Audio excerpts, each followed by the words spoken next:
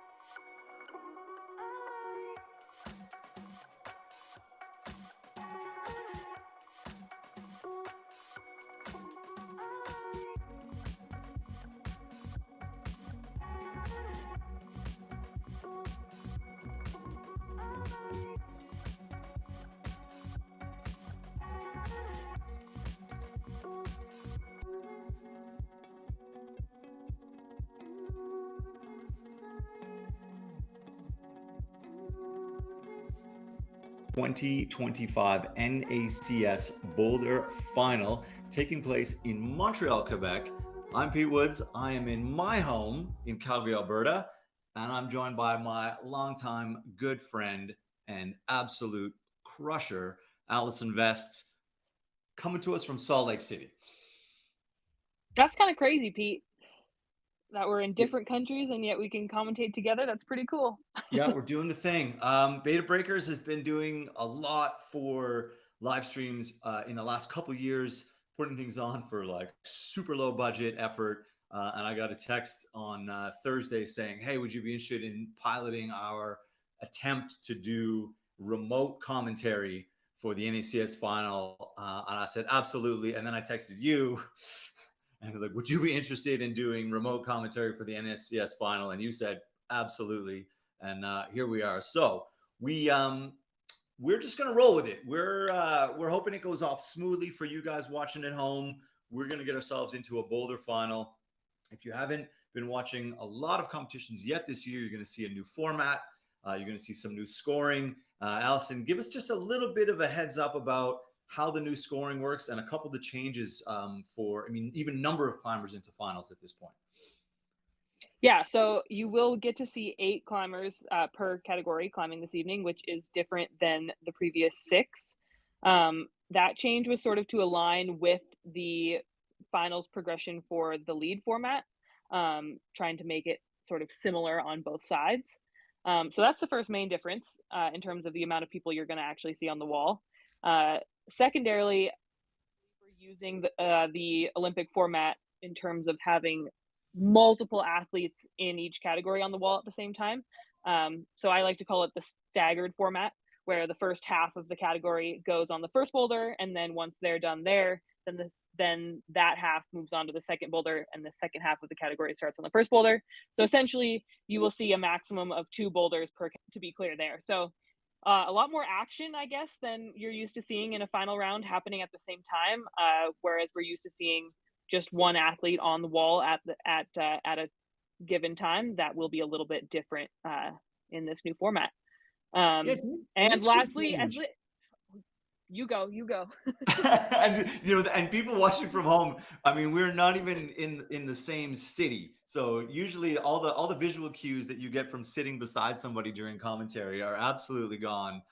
Alice and I are just going to run this based on guts and having known each other for the better part of almost 20 years, I think. um, so it's an interesting decision because I know that people like lots of action, but then I know from people watching at home and seeing commentary, people's like, oh, well, you got to split the screen. Now you got to split it into 4. And then now it's not big enough. So it's interesting to see how broadcasting catches up to the new format because it gets a little bit more chaotic. And we sort of always used to say that during semifinals that it was wild and we might miss a few things and just hang on. But finals is always this focus. And now here we are in this new format where even you and I, our attention is going to be drawn to different things, and it's going to be an interesting ride. Yeah, for sure. And like you said, I think it's all just trying to bear with the format as it's changing, and just sport as it's changing in general. The last thing that is different this season is that, as you'll see on your screen there with the leaderboard, instead of having tops and zones and the number of attempts places, we just have a total amount of points. Um, that does seem like a huge change when you first look at it. In the end, it does end up being similar. There's still a zone that is still a little bit of points, and then there's a top holds ultimate score of 25 points. And so when it comes down to the basics, the perfect score in a bouldering round with this new format is 100 points. 25 points per boulder, you get the full value there, and you don't lose any points for falling, which would be a .1 deduction. Super clear. And we'll explain it more to you as it goes along. And then, of course, you can follow along. There is live, almost live scoring. So after each climber has officially finished their attempts on a boulder, it'll pop up within usually a minute or less. And that is at, I mean, in Canada, we're using cec.results.info. Just go find the 2025 NACS Boulder Final, and you'll be able to see how they're doing on each problem, and then their cumulative score as we go. Just having a look at the women here, some very familiar names if you've been watching North American climbing for a while. Annalise Van Huang has been crushing on the American side. Maddie Richardson has been on the Canadian national team now for like years as one of our strongest competitors. Babette, you see there in seventh. I know she's recovering from a pulley injury that she picked up in the fall. So she's obviously feeling better, but I did see her mention in social media that she is climbing carefully. Um, and then maybe a few less known people, some younger climbers on the American side and on the Canadian side. And they're that's the beauty of the NACS, Allison, is that we're giving uh, almost like a farm team sanctioned circuit for people who are on the national team, people who are on sort of the national team but not climbing World Cups. It gives them a chance to compete. And as we go this season, more than the last two, quite high level. Totally, and it's really cool that we get to see that meshing of, as you said, the younger up and comers and some of the older, and by older I mean slightly older. We don't really have any Yeah, not older, not veterans of being the anything sport here. more than West Madison 23. She's 23. She'll be our oldest. But it is cool to see also our more veteran athletes like um, Maddie and like Annalise be able to compete against one another. They're both two of the best athletes that are in the competition scene on the U.S. side and on the Canadian side. And so one thing that's super super exciting about these North American Cups is that we get to see somebody like Maddie face off against somebody like Annalise, and most of the time we just get to speculate how they would do against one another when they're competing at their individual national events. And so it's really cool that this circuit has started up so we can see, yeah, the best that we got between all the countries in North America competing against each other. Yeah, super valid way to describe it. I was even just talking to my wife about just explaining the NACS in a little bit greater detail because we're usually just watch national championships or team selection events or World Cups. And it is not all of these climbers would make a final at a World Cup.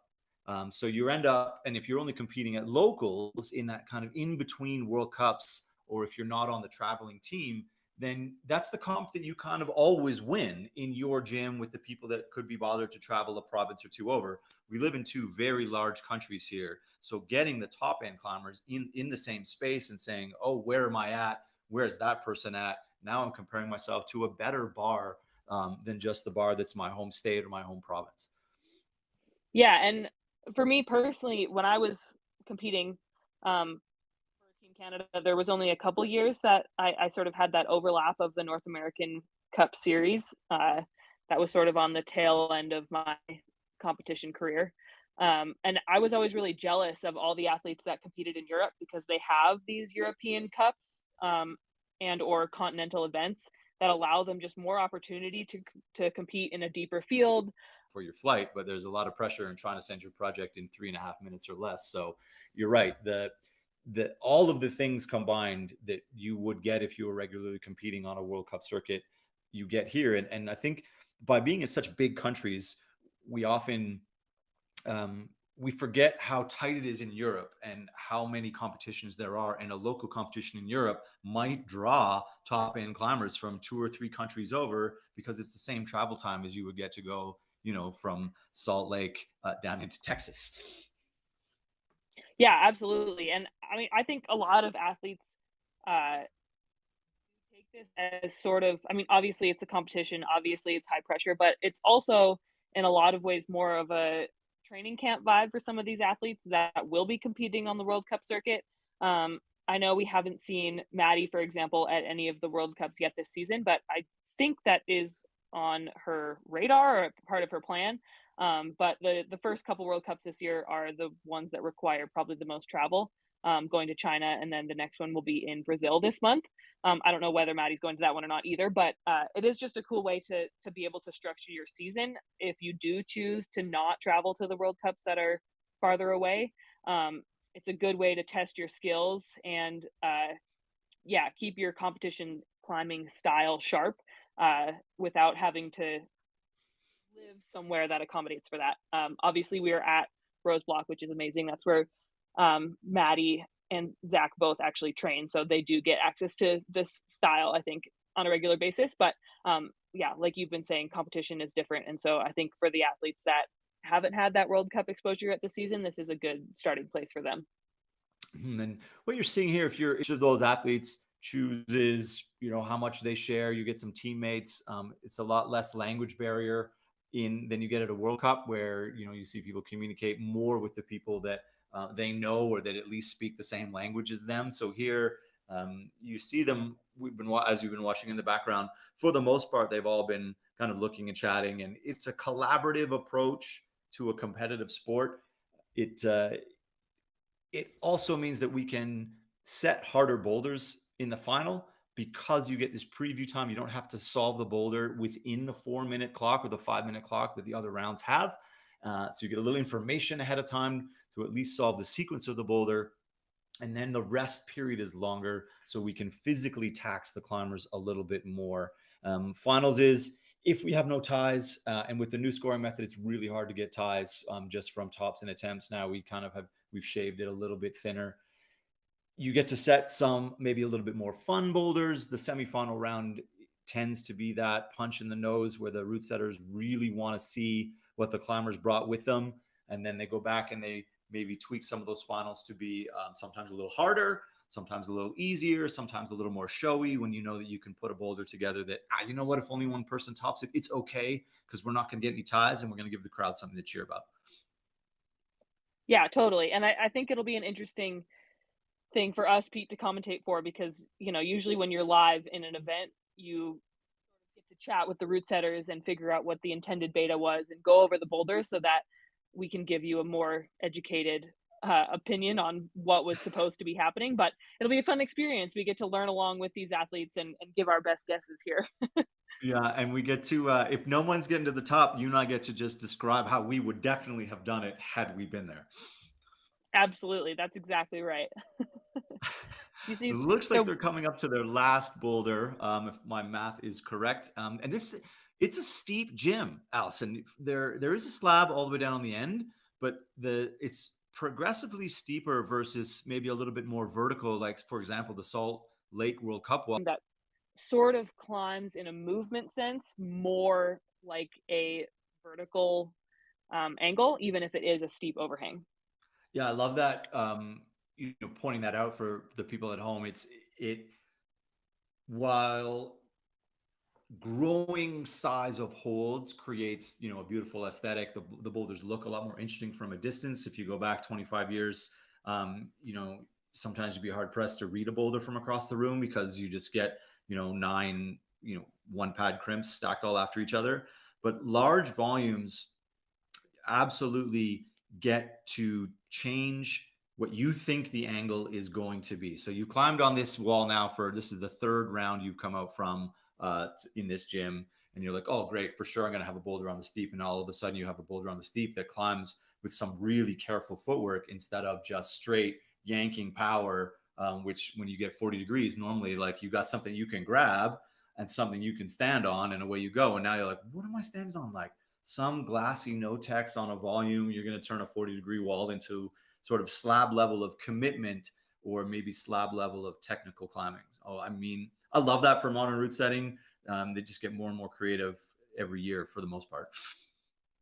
Yeah, I think so too. And this year, at least so far at the World Cups and at some of the other events, it's been a little bit less about jumping and a little bit more about creating movement that is interesting and new in these 3D spaces with these bigger volumes and different, as you said, angle changes and all these things that they're doing to keep competition climbing interesting. So yeah, I'm really excited to see what they've cooked up here because, as you said, there are a lot of giant holds on the wall, and that does tend to lend itself to some really interesting movement. Yeah, it's a good point that it's route setting changes. It evolves like on and on over time. We joke that time is a flat circle, and somebody will set a boulder that looks like he came out of the late 90s, but is brand new to someone that only started climbing 15 years ago. And I was even talking when I was at the Dock Masters, talking to Mika Mawem and saying, what do you think would happen if you just put a half pad crimp ladder up? And he said, some of these guys would get ruined by it. They don't know how to crimp hard and jump because they've only competed in coordination dynos, big massive slopers, this style of movement that's sort of runny, jumpy, sticky timing, and they haven't been forced to grab really hard and pull down. But we evolved away from that because people got too strong, and you can only make the hold so small and so far away before it came ridiculous. You look back to some of the old PCA comps, and we were like, we're full like body length dead pointing between one pad crimps. You can't go much further than that before it's not possible. So, the evolution of root setting also becomes season by season, and trends start to come out, and root setters see something at a comp and they think, oh yeah, let's reproduce that. That's going to blow some minds. So for me, watching the boulders come together and then watching the climbers put the movement down is as exciting as finding out who's going to win. I know someone's going to win, but I don't necessarily know how someone's going to do that boulder. Yeah, for sure. And I think just to that point as well, there we saw this year at the World Cup in China, I think in semifinals for the women, their third boulder didn't get a top. And it was pretty simple, just straightforward bad holds up kind of a low angle. Um, and for me, that was really cool because it's been a hot minute, I think, since I've seen the setters put holds on the wall that were just like straight up too bad. To be able to grab, Right? like it wasn't Yeah. about sort of fiberglass wrangling or technical things in terms of competition climbing. But yeah, there were just these little crimps and then one really big pinch that was just a little bit overcooked in terms of how bad the holds were. But that was cool. It was really cool to see those women give their best efforts on something like that. And something that we've seen, I would say the female side of bouldering finals and elite finals more in the last few years, and more than the men generally, is that the women will come back out and say, super happy to see just brutally difficult boulders. Like, give me a chance to be absolutely the best climber on the day, not the climber that made the least number of mistakes. And that's, sometimes you get that round where you might only see two tops to win a comp. And you think, oh my goodness, the climbers must hate that. Like, don't they all want a shot? And it's like, yeah, all the boulders were doable, but only one person could do two of them. And for the most part, the climbers will appreciate that more than a round that's slightly undercooked, where you're going to see four tops win a final over someone who got four tops and one or two extra falls. Yeah, I mean, for me, it's always nice to have sort of a balance, like having a flash round every now and then. And by that, I'd mean sort of what Pete was just saying about where you have to top all of the boulders and you have to do it in a few amount of falls. Um, it's just a different test than when you have boulders that are all really hard and you have to perform well on the one that suits you the best or on the one that ends up being, quote unquote, the easiest. Mhm. Um, I love but that. yeah, The it easy is good to boulder. have the easy one in quotes because none of these are easy. Otherwise, it wouldn't be fun. But yeah, I mean, I think it's always good to have a variety in terms of what you get because you never know what you're going to get in the day. You never know if you need to pull onto every single boulder expecting to get to the top in one try. Otherwise, it's going to hurt your score, or if it will be a more difficult round. But with that, we have athletes on the mat. We do. We have Cruz Padilla from the US, and we have Kaya Taylor Ainsley, the Canadian, getting us started on the first boulders of the round. And um, as Allison was saying, and as we're seeing now, we normally have lots of inside information from the root setters, but we're basically going to experience it all with you guys as we go. Kaya, no time wasted. Generally, the first climber's out, beta's fresh in their mind. They're just out rocking and rolling. Yeah, for sure. I'm actually really excited to see Cruz in this round too. He was the US's lead national champion this year, actually. So it's cool to see it when athletes are well rounded between the two difficulty disciplines.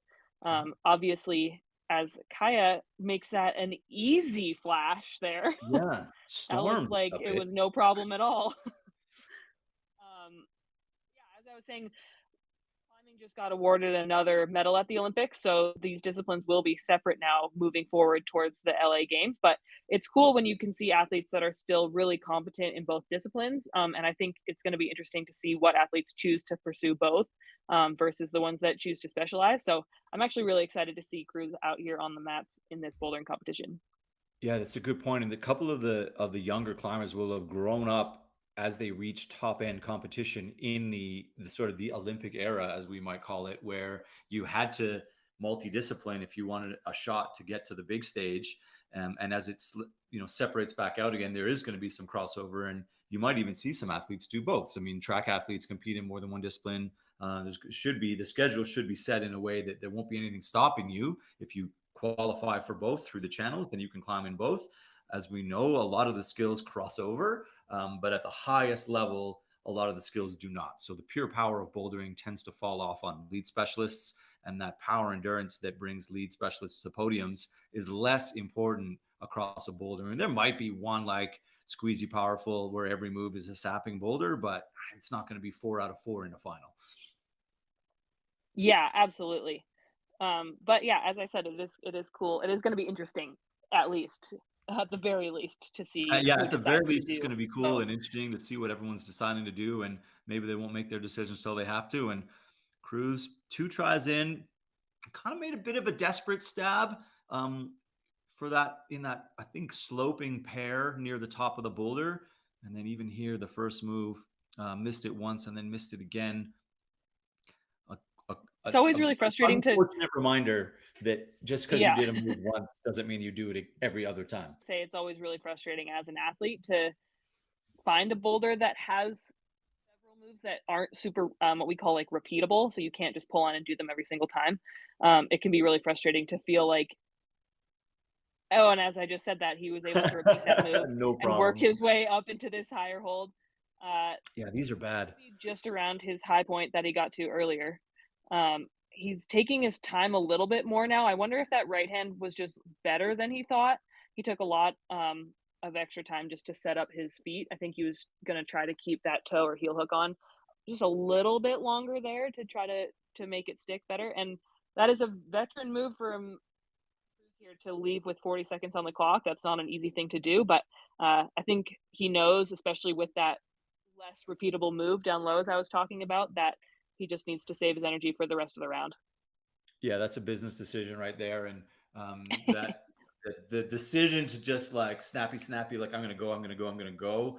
You got to grow out of that. The longer you compete, we always love watching the younger climbers at youth, high end youth events where they just sort of play the floor is lava. They fall off and they just go straight to the start hold and straight back up the wall again. And sometimes you'll see a finalist at this level try the boulder once, sit on the mat for 3 minutes, try it a second time. If they don't get to the zone, they walk away, and it's as you say mentally challenging to walk away from a boulder that you're 2 holds or 3 holds from the top of. But he grabbed that sloper twice.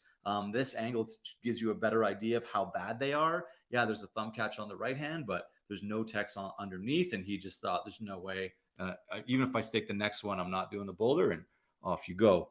We have now Anna Kelly and Lucas Gerhardt. Anna just not quite making that swing kick over to that stacked fit volume. Yeah, And both Anna and Luke are super experienced athletes, even though they're both very young. They both train here where I live in Salt Lake City, so I get to see them training and climbing all the time. Both super dedicated to climbing, both inside and outside, and just super motivated athletes. It's really cool to see them traveling to Canada to do the North American Cups, and I think Anna probably knows that this is on the easier end. Obviously, all these athletes are very talented, and so anybody's capable of anything. But it is a lot of pressure when you can sort of hear from the crowd what might have just happened. And Kaya was done climbing very quickly, I guess I'll say. So Anna mhm. probably has some hints as to what just happened right before her time to climb. Yeah, exactly. And Lucas getting that first move to stick. It's a good look at this steepness of the wall. Helps you see how bad the slopers he's trying to get into. They're being, as Cruz was, super careful with the feet. Does make it stick.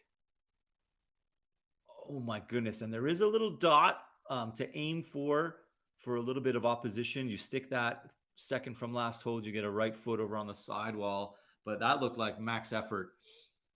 And as you said, Anna maybe now feeling a bit of the pressure of a boulder that she's, as you say, pretty sure that Kaya flashed, and she just shorted that big jump a couple times. And now it's about keeping your composure and just getting through. All the holds are pretty decent on the second half of this boulder. You just got to keep it together. Yeah, Anna's doing a really good job of staying up nice and high in her shoulders, trying to get the best purchase she can off these bigger holds. And that was a top from Anna Kelly. So that won't be the full 25 points as I was talking about earlier that Kaya would have gotten, but she'll get a point 0.1 deduction from each fall that she took there. But Just do the smear or cannot get high enough to use the foothold. So maybe it's a smear to stop the swing and then there'll be a readjust. Does he get it this time? No. Too much travel away from the wall. And that's what happens with slopers. You can't pull down, you can't generate that inward force. So as you go up, if you have too much pop, you often get a lot of outward swing that you just on holds that bad, Allison. You just can't. Like those are awful. they truly are awful. And so, as I was saying, I think part of the challenge on that boulder is keeping the foot tension and making it work there. Yeah, it'd be interesting to see what maybe even slightly taller climbers. I know Zach and TJ are both quite a bit taller. Even Hugo, I still think of Hugo as when he was a teenager. So I'm like, in my mind, Hugo Derval is quite short, but he's obviously grown up into a much taller young man. Yeah, and we do have Zach Richardson coming out later. Um, and it is a bit of a home field advantage in climbing to know the holds and to sort of understand how to grab things. I think those turquoise holds that we just saw Luke on, um, I don't know that we have those exact holds in Salt Lake. Maybe I'm wrong. I don't know all of the holds in the whole city, obviously, but I'm I so don't think all of the disappointed. athletes. I know. I'm sorry.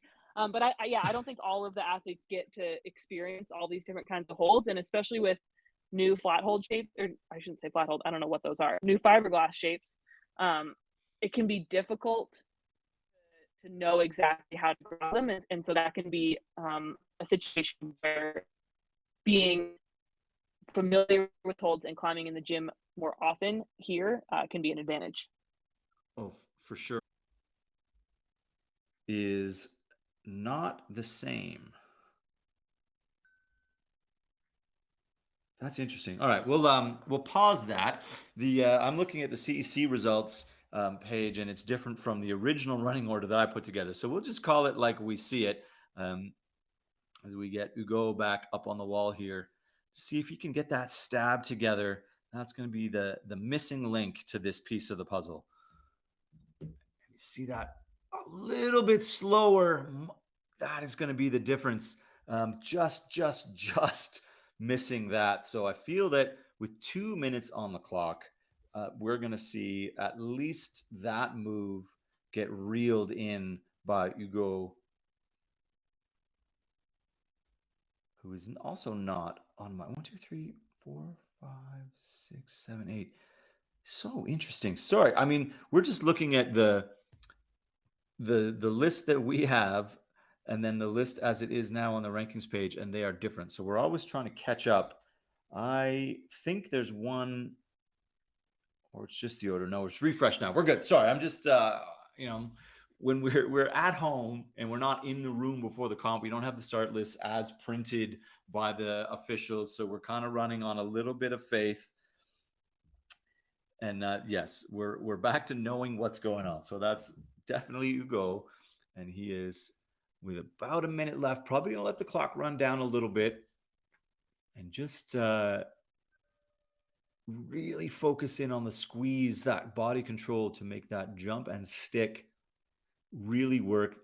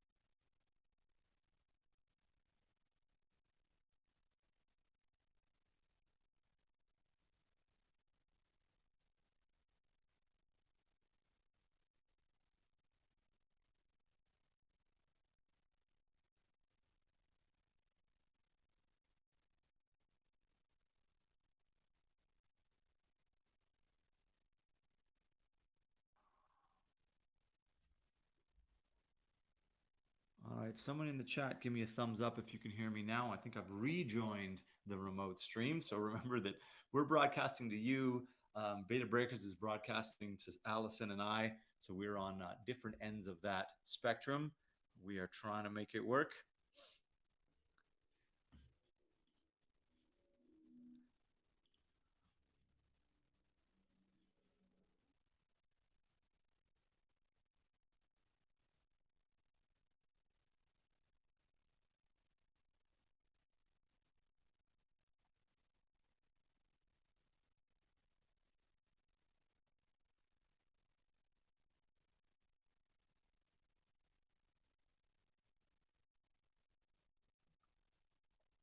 I hear you, Pete. Oh, and I hear Allison. And And we're audio. back. Oh, no, I got a thumbs up now. Yep. Okay, well, I'm gonna talk about TJ looking like he's got strong purchase at the top here and almost getting the smear to work. And we looks like TJ is either brushing for someone else or he's going to give himself one more strong try. I feel like he's got enough time. We see he's got a minute and a half left on the clock.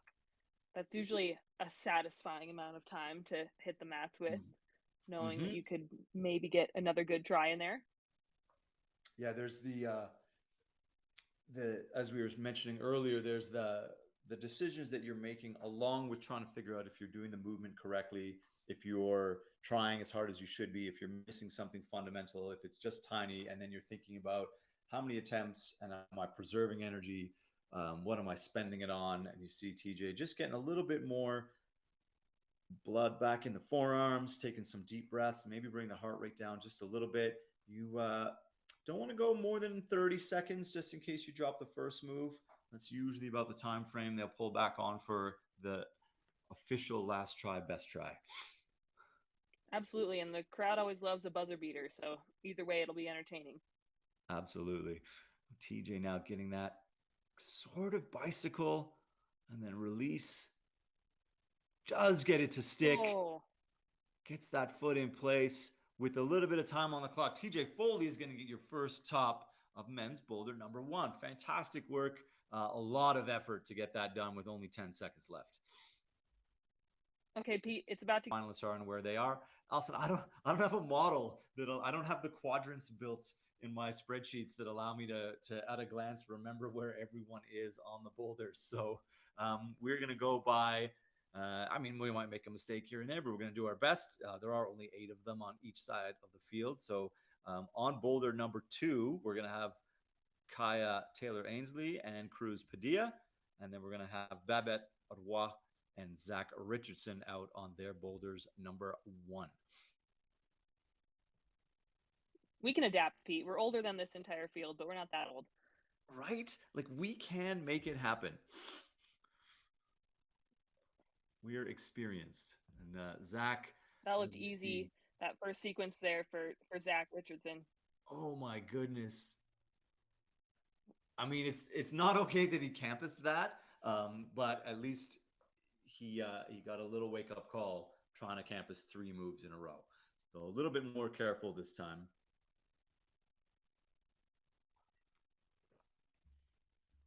And Cruz getting up nice and high on this men's slab on the right-hand side. Yeah, it's just needs to sort of press out of this position. It looks uncomfortable. There's a small little foot there, I think.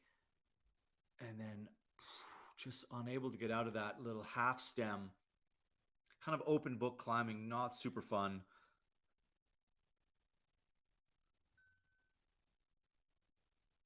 And Babette took you just saw maybe on the side of your screen there, she took a little bit of a digger off those holds on her last go. So that's always a tough thing to be in to try again when you've sort of taken a weird fall, but and she's not going with that thumb catch, which is interesting as we see Kaya slowly making that hands-free traverse. And a good look at the start of the men's slab boulder. And for crews, it's always hard to know how much time to give yourself here. Slabs are slow, and so you want to give yourself enough time to be able to actually get to the top, but also enough time that if you do boggle to start like that, you have another chance. Yeah, it's such a good point that as we see Babs making that first move, the slow climbing boulder is so dangerous overall. The hand side of your screen, she didn't do that kickover like we've seen everybody else do. She got like a nice toe cam almost in that start hold and was able to do it statically, which was really cool. Yeah, she's as one of the like more powerful climbers on the women's field. She is also always looking for clever ways to do boulders. So she's become very experienced in her time competing, and will.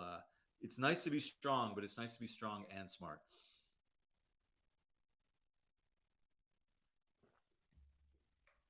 Oh, and just pitching off that last move again for Zach Richardson. Once again, I think he'll probably have heard the crowd reaction from TJ's ascent there, so I think he'll know that it's been done, which is probably the most mentally challenging position you can be in as an athlete, to know that something was done just before it was your turn to climb, and it's always a little bit disappointing when you can't answer that call. And it's important to remember that although they come out in reverse order from how they climbed in the semifinal, generally speaking, everybody in a final.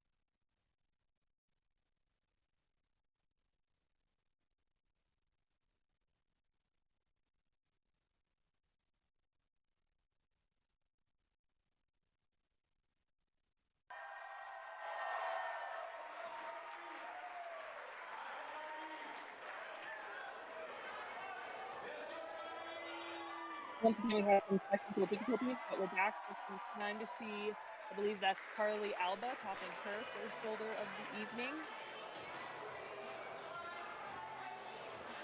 And we have Anna Kelly pulling onto the slab on the left-hand side, as well as Lucas Gearhart trying his best to top the slab boulder. Just easing her way across this slab, making sure to be extra careful with her foot placement. Just that top volume.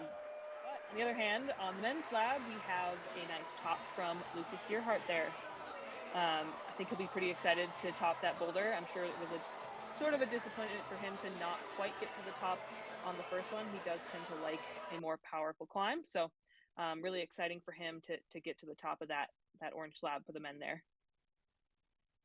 But Anna Kelly pulls back on, ready to perch her way over on those super low profile fiberglass footholds. Peters her way out, makes a nice stand, and is able to get that top hold. In case you couldn't see it there, that top hold, you really need to press your whole body weight into the bottom of it. It's not really in cut. It doesn't have any bit of the hold that's going to sort of hold you back. You really have to press your entire body weight into it and make sure you find a good balance point in order to get the top there.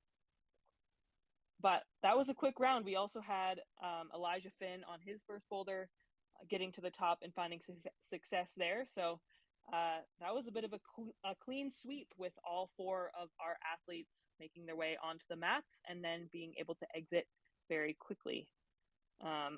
So with that, I believe we should have our next four athletes out onto the mats once again. Pretty exciting in this round. We actually have twin brothers Guy and Kinder McNamee back. I'm not back, but they are at the top of the leaderboard coming out of the semifinals. So pretty cool for them to get to climb back to back. But up first, I believe, is Guy. We'll just see him pop into the side of that left split screen there. And for the women, I believe it is Annalise Van Huang about to pull onto her first boulder of the night.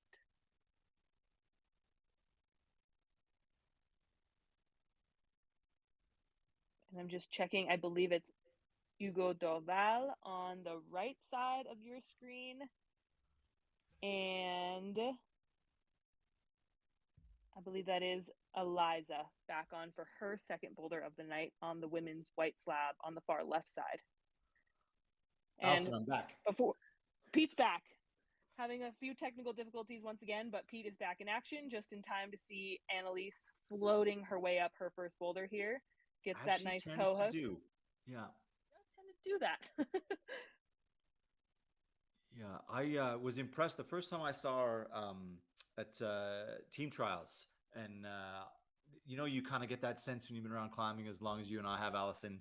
You get that sense from people that that's someone who's got something a little bit special. Annalise was one of those climbers where you thought that's someone who's got something a little bit special, a little bit of time, a little bit of refinement, a little bit more experience. You're still so young. I think there's a great future there, and you just saw her absolutely wander up that boulder. Yeah, really cool to see Eliza just making her way across these white volumes here.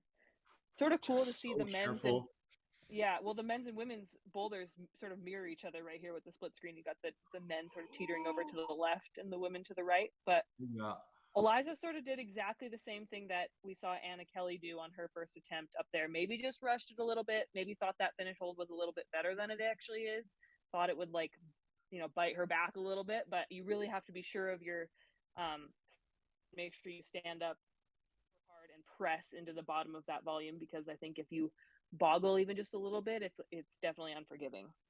Yeah, standing up tall into from friction to friction is something that's so hard. And it's even hard to practice. Like the boulders have to exist for you to get good at that movement pattern. And slab is just wildly unforgiving, almost more than any other. Like you see, even as we watch Guy sort of swing around, you can afford to eject some momentum and some swing through your legs, and slab just says, oh, you made a 1 millimeter mistake, you're going to meet the mats now, thanks very much. Yeah, and a move like that is always interesting. It looks from afar. I actually don't know how tall Eliza is there, but from afar, it looks like she is a taller athlete. And sometimes that can be a little bit more awkward because you end up having to press into that finish volume more towards your chest instead of actually above your head. So it does just take a little bit more coordination in terms of how you arrive at that finish position. Yeah, and it's just for all the people that think that tall makes it easier or short makes it easier. The nuance to finals level boulders, you can throw all of those ideas out the window. There is no easier. There's different and adaptability, and those are the two biggest things. So good look here.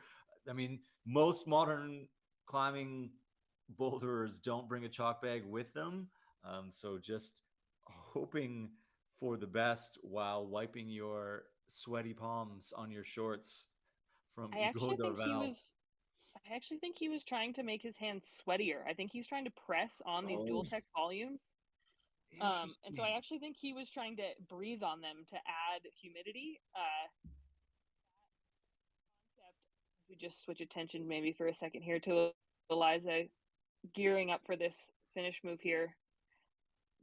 Oh, You just can as see she, she sort of wants to press above her head, but that's not quite the position for her height that she like needs to be in for yeah. that move. And that Um, angle was but perfect to show but you that she didn't make a big mistake, but the hips coming out maybe 4 or 5 inches further than they should, and you just can't hold the friction anymore.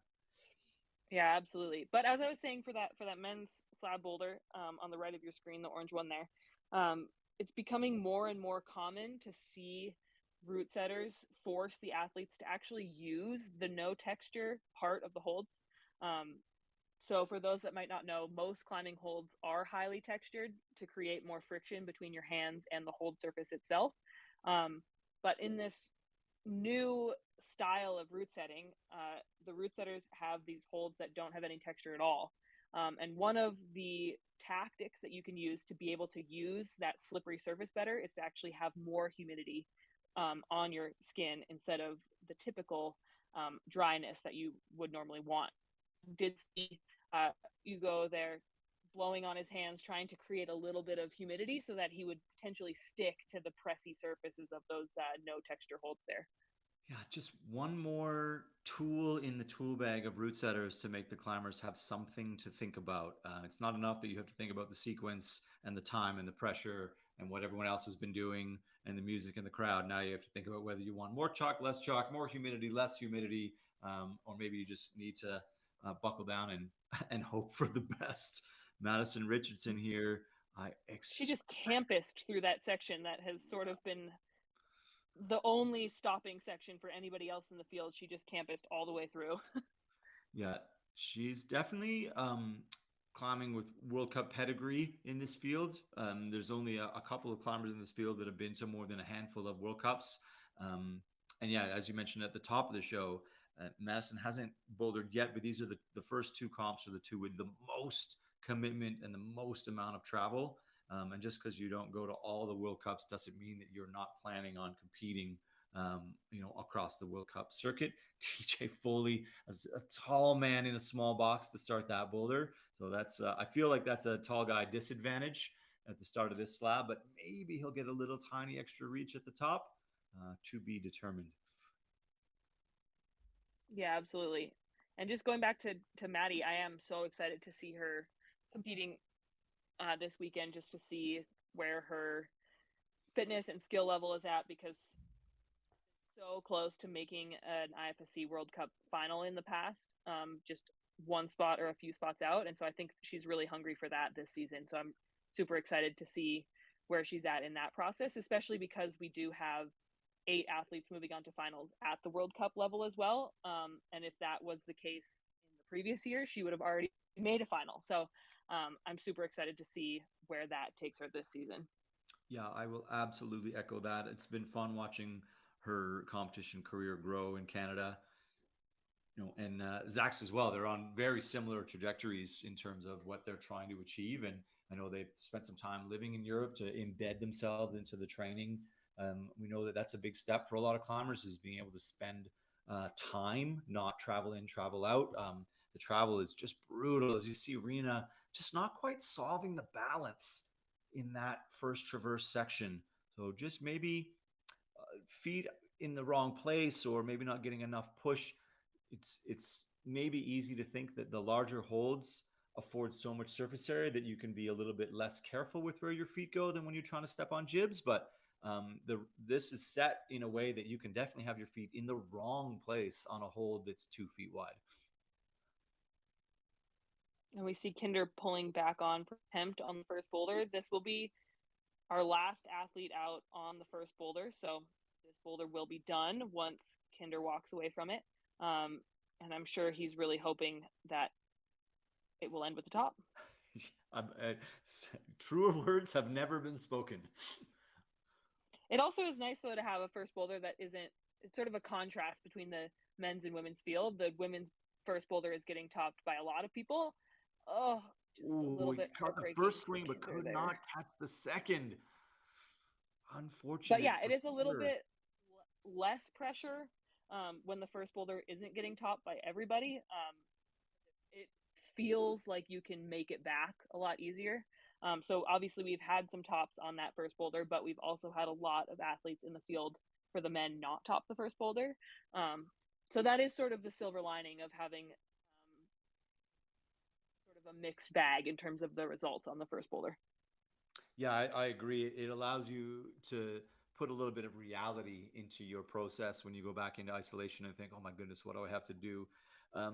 4 boulders leaves room for you to make a mistake on one, and you can drop one as long as you don't drop a couple. So you can hope, and you've seen the boulders.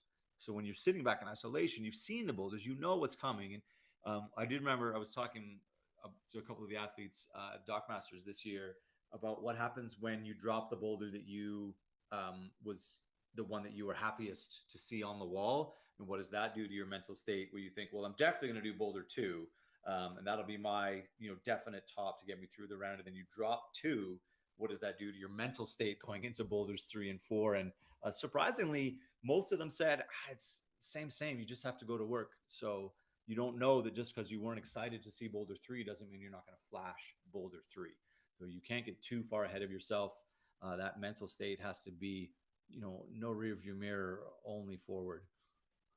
Well, and I just think as an athlete too, you can't decide that in 4 minutes that this was the boulder that was going to make or break it. Even if it looks like, I'm a good slab climber and so I have to do the slab. Like I said, the route setters are tricky these days, and they're able to set on a steep angle with volumes to make it climb like it's a shallow angle climb. And so you can't always assume that the boulder that looks upon first glance like it's your time to shine is going to be that in the end. But I'm really excited to see the next boulder. We are already on to boulder number 3. That's boulder 1 done. So lots of action in this new format.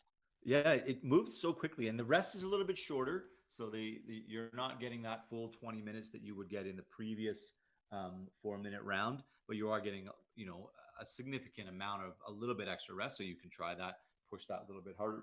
I am loving the look of both of these boulders. I love those striped holds. I think they're fantastic. I think it's a really cool innovation. There is some no texture on those as well, and the textured points are a little bit harder to see just because of the design of the hold. So you have to just climb really carefully. And I love the look of this women's boulder because I think it only just barely overhangs, and there's you see Kaya just trying to make that transition.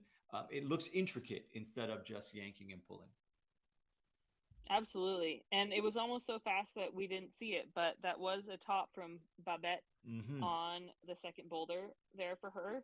That was huge. She actually did not end up getting the top on the first boulder, and she was the only one who didn't.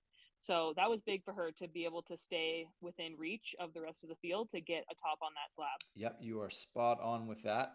It's super important when you fall behind, as it were, that you're able to come out swinging and at least make up some of that ground, both for your own mental state and for your place in the standings. You saw Zach not make the transition on his slab, and Kaya trying to do this almost downward traverse drop coordination move.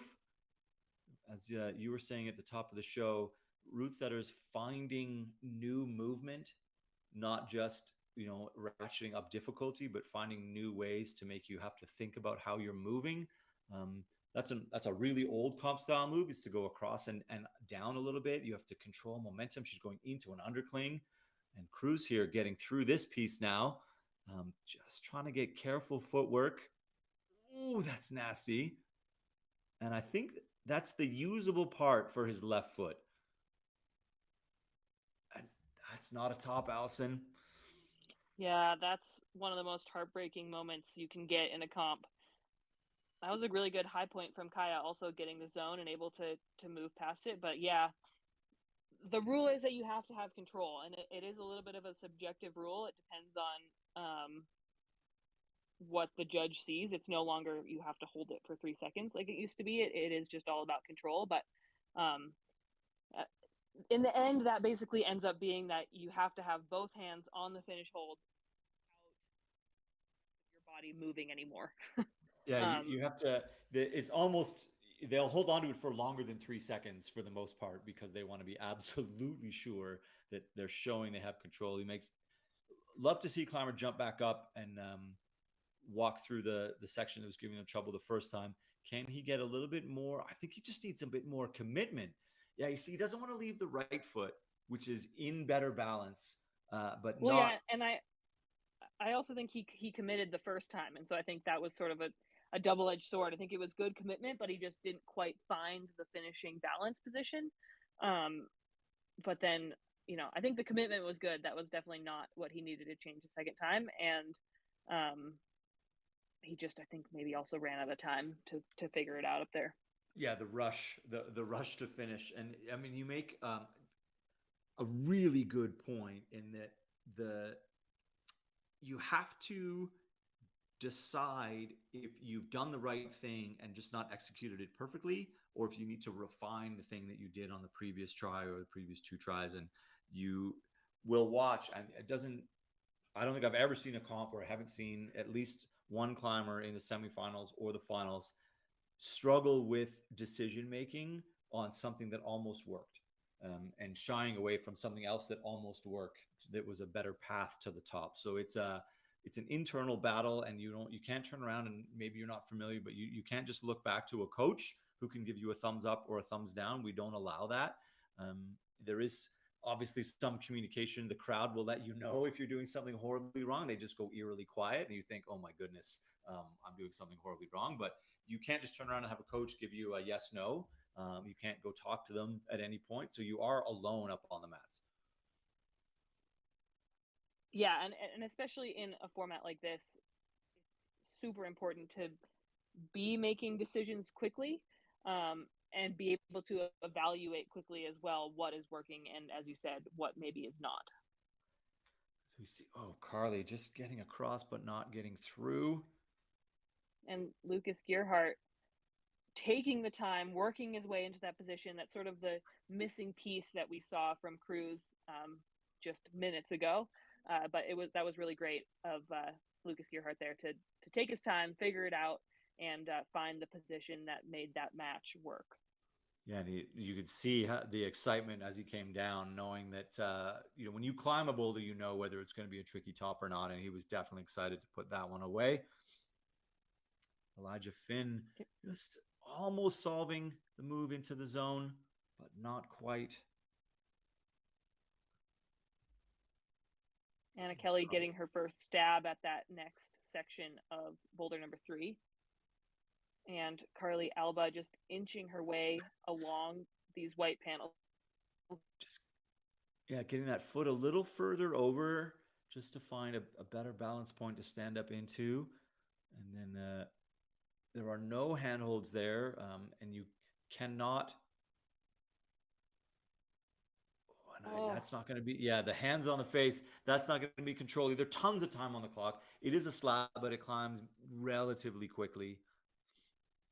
This is really great from Elijah here, getting up into this, what should be sort of a press position. We'll see if he's been training his flexibility, and it looks like he has. That was a really impressive moment there for him to just so definitively and with confidence put that foot up and go for that finish hold. That was really excellent.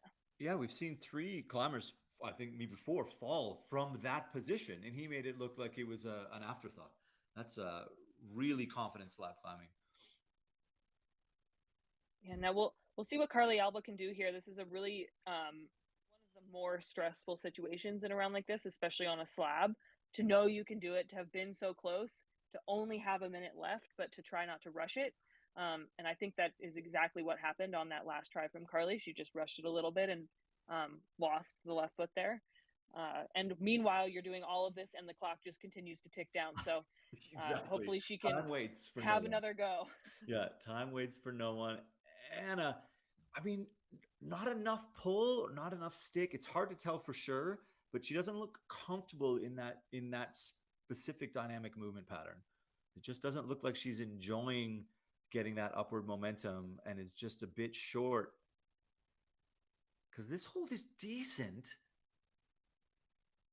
There it is. 5 seconds on the clock. My goodness, that's as close as it gets, Allison.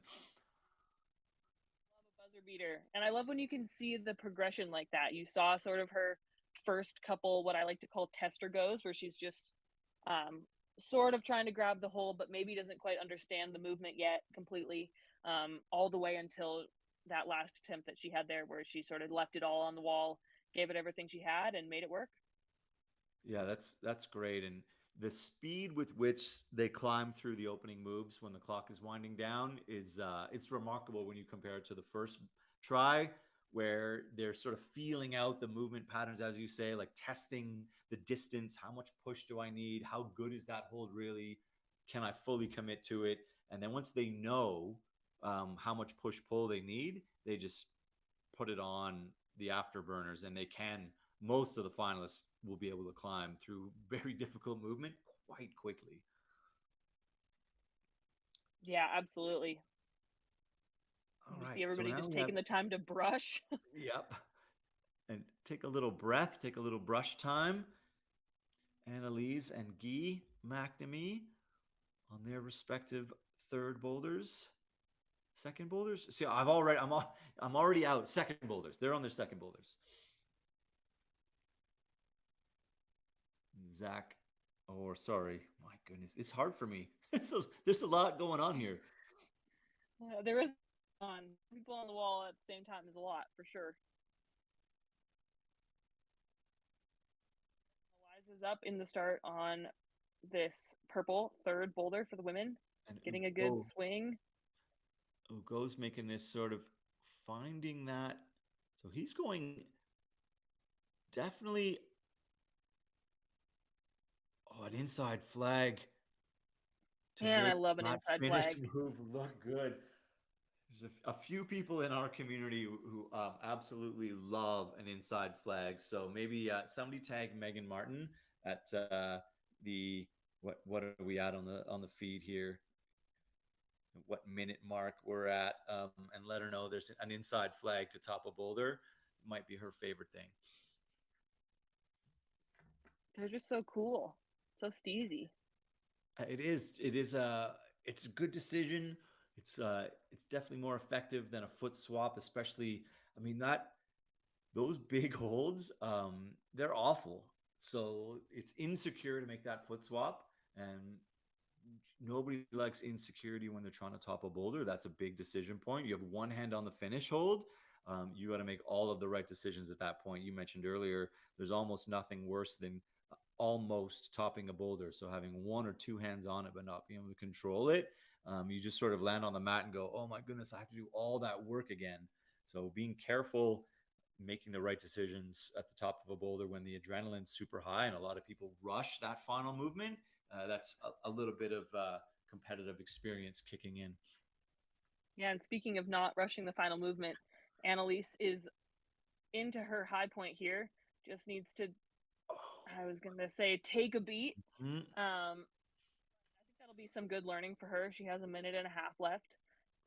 Plenty of time to, as you can see here, brush the holds, take a minute, try to internalize what she's learned on her previous attempts, and try to give one last good one.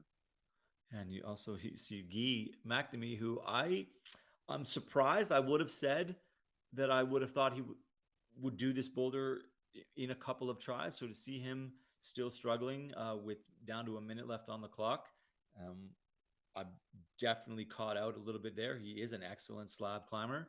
Just maybe going to tell you how well everyone is climbing and probably how difficult the boulder is. Yeah, he's going for a little bit of a different approach right now with that sort of dynamic hop over Mm-hmm. instead of having to do that technical. It's almost a foot swap. Those feet are sort of stacked on top of one another, but he's actually getting pretty close at this jump over. And Annalise Annalise, makes very it nice. work. Yeah, makes the adjustment. Something you alluded to earlier is making those micro adjustments, deciding whether what you did the time before was exactly right, and then how to recommit. Got the balance perfect. That's a good top from her. Oh, Eliza just under the wire. Is she going to get it? No. I mean, it's a quick climbing top of the boulder, but when you rush, that's when things go a little bit sideways. So good climbing. That move is proving to be a little bit difficult. But also 10 points on the board. Those zones become more important with this new scoring format.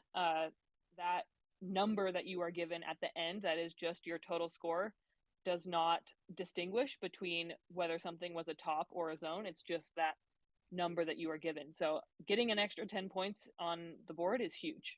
Yeah, 100% agree. That sits her, although Babette, Rena, and Madison haven't done a third boulder.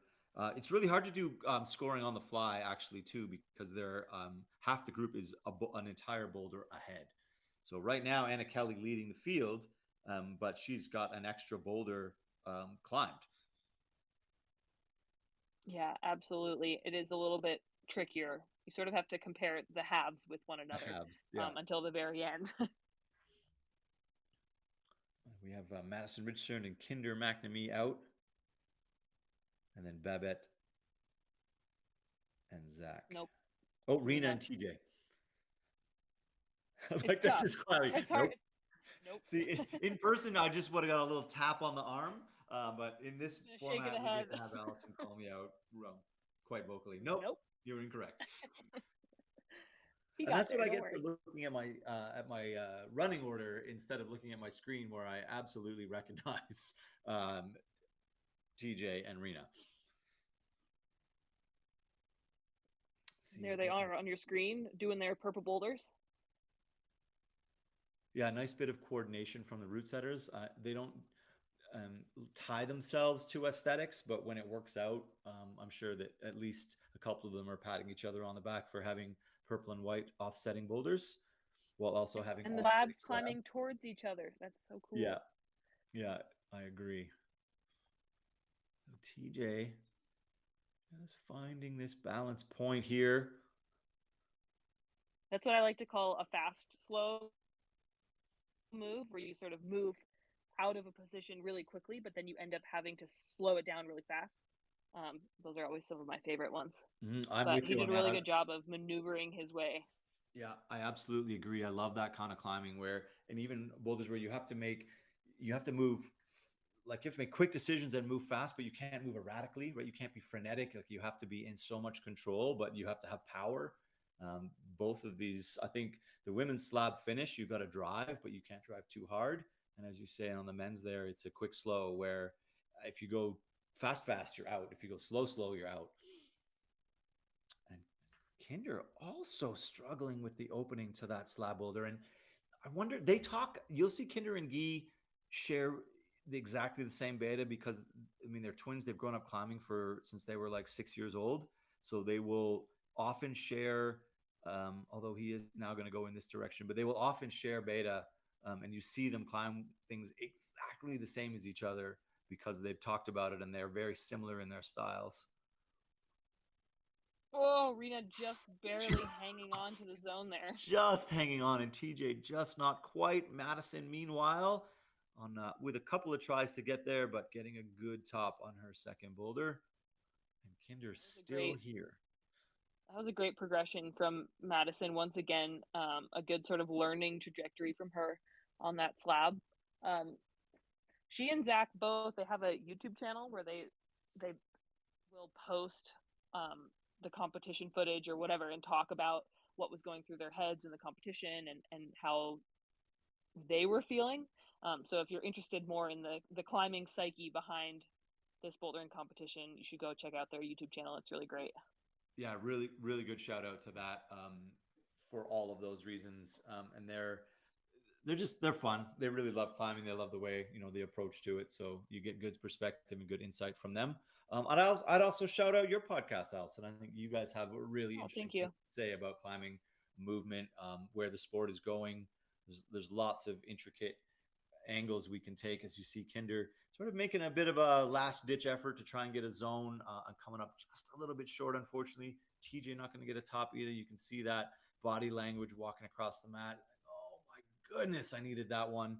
So emotions shift quite a lot in a bouldering final. You go from topping a boulder to feeling like you should have topped a boulder, and then you got a little bit of time backstage to gather yourself. Also, when you were competing, I mean, what do you do when you're sitting in between boulders, 2 and 3 or 3 and 4? How do you get yourself back into the mindset? Maybe you've dropped a top. What do you say to yourself to get you back in the game, even if you think you can't win, but you definitely want to go out and top your last boulder? What does that internal monologue sound like? I mean, I think for me, I always just had to believe that it was possible. I mean, I think it's a different story if you're really having a bad round and you are, sure that you can't win or you can't podium or whatever that looks like. But I honestly think a lot of the times, especially between boulder 2 and 3, it's still all to play for. You could have a third and fourth boulder that are exactly your style and exactly the vibe you're looking for. and everything could change. But it's not going to if you're not in the right headspace to still be able to seize that moment.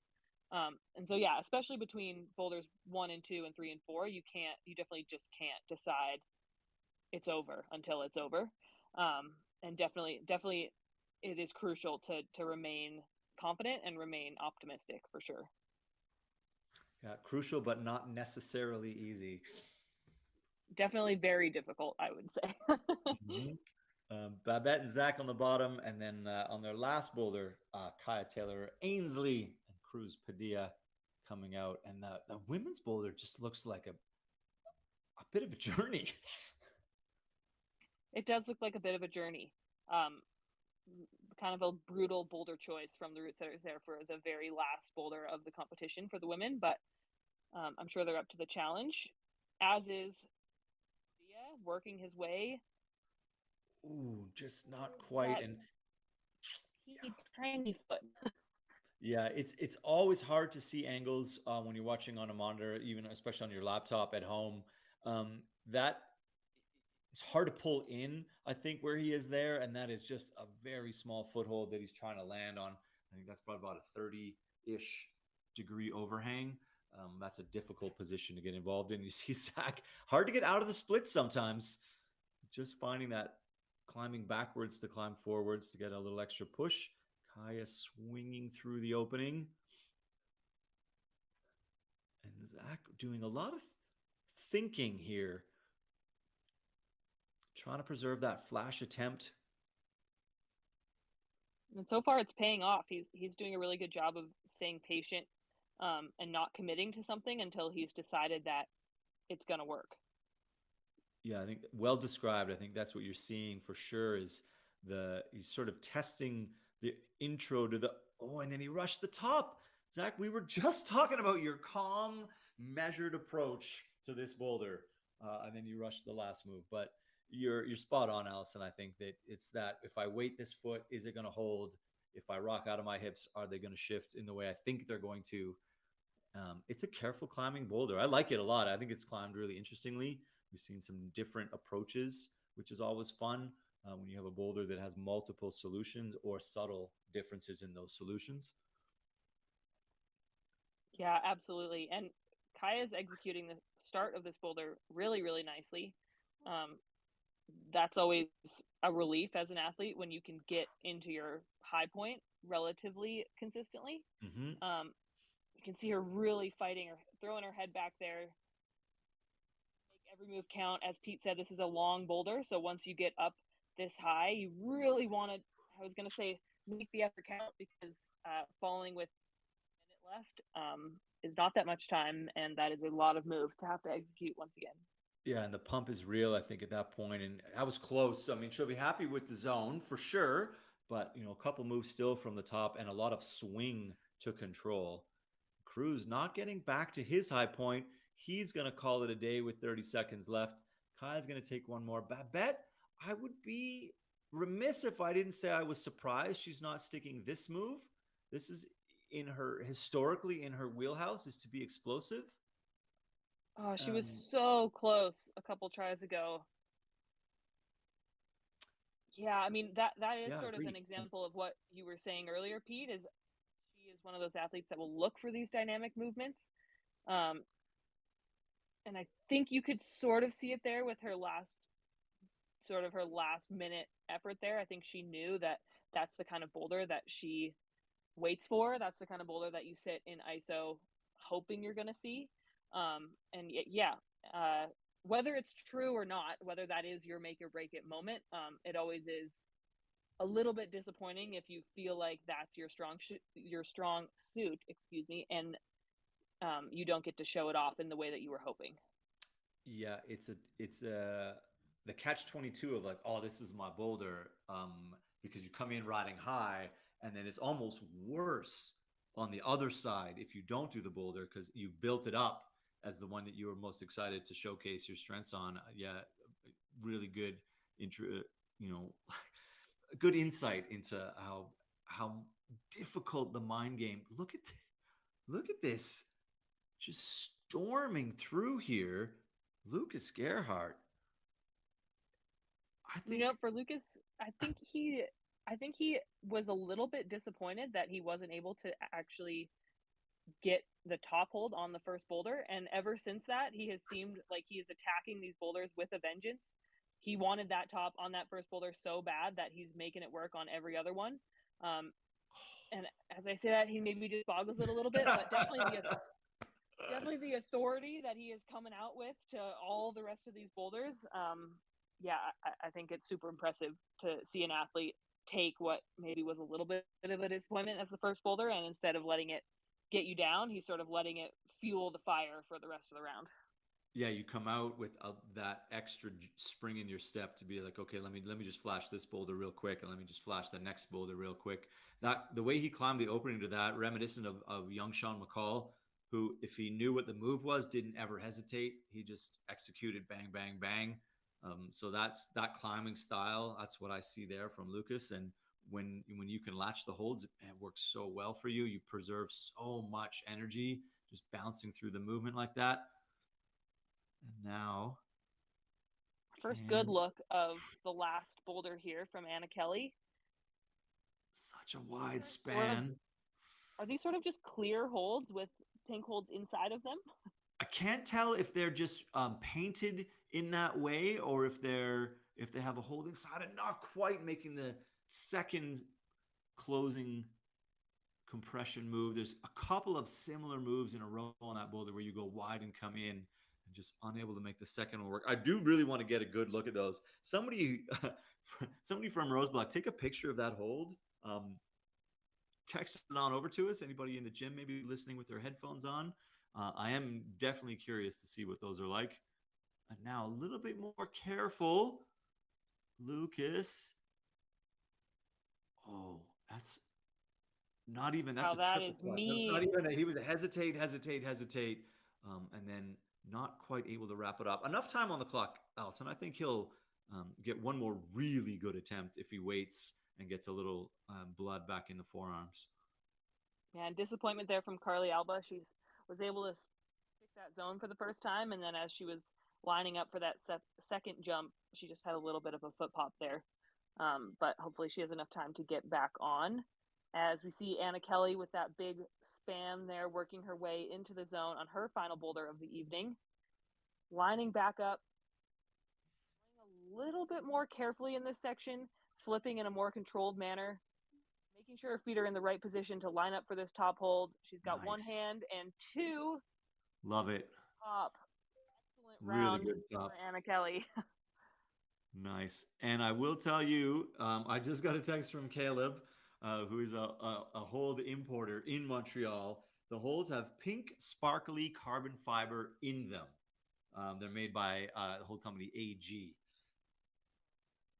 So there Very we go. cool. Pink, sparkly holds have entered climbing in 2025. Honestly, about time.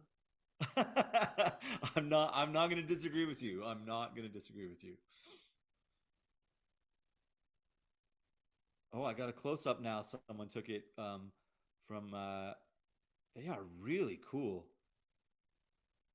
and the clock just running out there. Wow, and a great top from Yeah, Carly. they're. I'm gonna send you this picture. They're really cool. I'm excited. Just get a little Was that a, screenshot I had a here. little video moment. Was that a top from Carly, or did she time? Was that after the time was up? No, that was disappointment. She did Oh, not get bummer. that top.